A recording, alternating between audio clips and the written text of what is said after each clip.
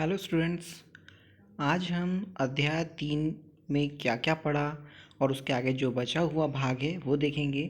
हमने देखा था अध्याय 3 में भारत में उद्योग उद्योग देखे आपने। उसमें वन पर आधारित, कृषि पर आधारित उद्योग, ठीक है। उसमें कागज उद्योग देखे आपने, ठीक है। आज हम देखेंगे उद्योग का राष्ट्रीय अर्थव्यवस्था में योगदान, ठीक है। औद्योगिक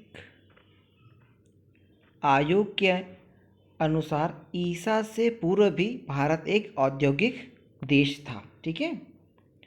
औद्योगिक आयोग के अनुसार ईसा से पूर्व भी भारत एक औद्योगिक देश था, ठीक है। इसके बाद हम बात करते हैं भारत में निर्मित मलमल, रेशमी कपड़ा, आभूषण आदि विदेशों को निर्यात किए जाते थे। 18वीं शताब्दी के मध्य में यूरोप में हुई औद्योगिक क्रांति के फलस्वरूप यहाँ के परंपरागत कुटीर उद्योग को भारी क्षति हुई। स्वतंत्रता प्राप्ति के बाद देश के आर्थिक विकास हेतु औद्योगिक विकास की आवश्यकताओं को महसूस किया गया।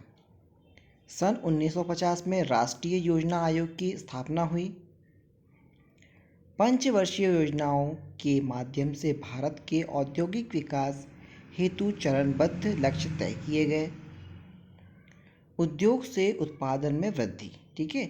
उद्योग से उत्पादन में वृद्धि होती है जिससे प्रति व्यक्ति आय में वृद्धि होती है और जीवन स्तर उन्नत होता है। सेकेंड, रोजगार के माध्यम में वृद्धि होती है तथा मानव संसाधन पुष्ट होते हैं। थर्ड, राष्ट्रीय आय में वृद्धि तथा पूंजी का निर्माण होता है। फोर्थ, उद्योग के बढ़ते योगदान से अर्थव्यवस्था के अन्य खंड, कृषि, खनिज, परिवहन में प्रगति होती है। अनुसंधानों को बल मिलता है तथा तकनीकी विकसित होती है, ठीक है। अब बात करते हैं हम औद्योगिक प्रदूषण व मानव जीवन पर प्रभाव, ठीक है। औद्योगिक प्रदूषण व मानव जीवन पर कौन कौन से प्रभाव होते हैं ये सारी चीज़ें हम देखेंगे।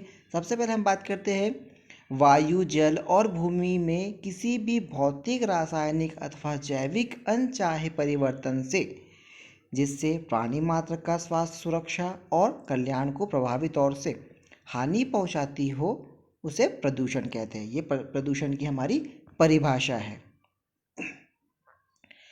मनुष्य ने अपनी मौलिक आवश्यकताओं की पूर्ति के लिए औद्योगिक कारखानों की स्थापना की। औद्योगिक प्रगति ने अर्थव्यवस्था को विकसित व उन्नत बनाने में जहां अपना महत्वपूर्ण योगदान दिया, वहीं दूसरी ओर पर्यावरण संबंधी ऐसी कठिनाइयों को जन्म दिया जो आज विकराल रूप से हमारे समक्ष खड़ी है।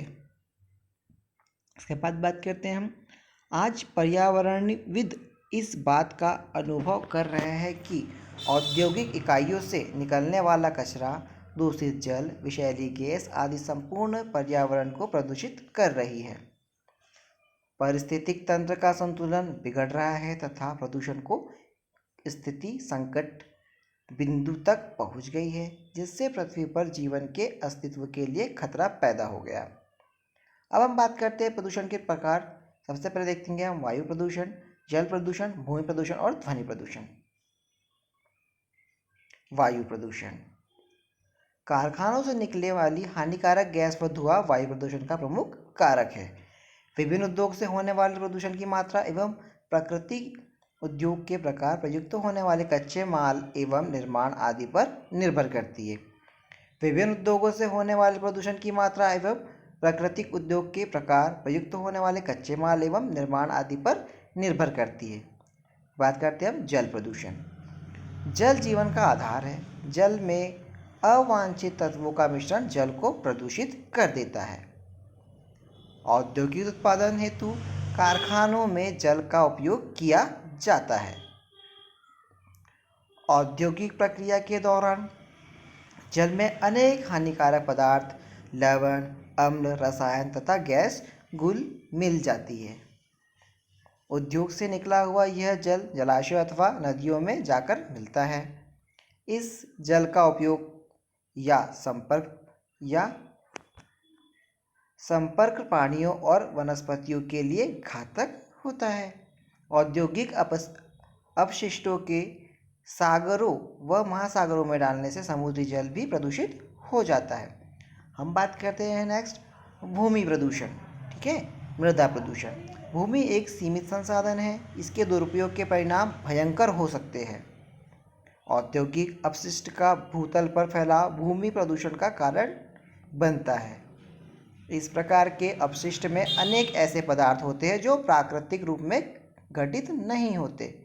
इनका प्रकृति में पुनः चक्रीकरण नहीं होता, जिससे भूमि की गुणवत्ता में कमी आती है। इसे भूमि प्रदूषण कहते हैं।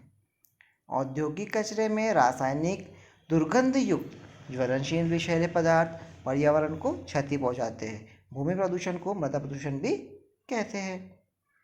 हानिकारक गैसों का वायुमंडल में अधिक मिश्रण भीषण हादसों को जन्म देता है, जिससे मनुष्य मौत के शिकार हो जाते हैं।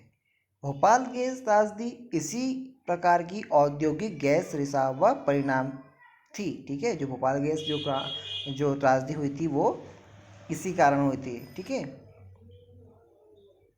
प्रदूषित पेयजल अनेक रोगों के कीटाणु विषाणु मनुष्य के शरीर में पहुंचाकर रोगों को उत्पन्न कर देता है।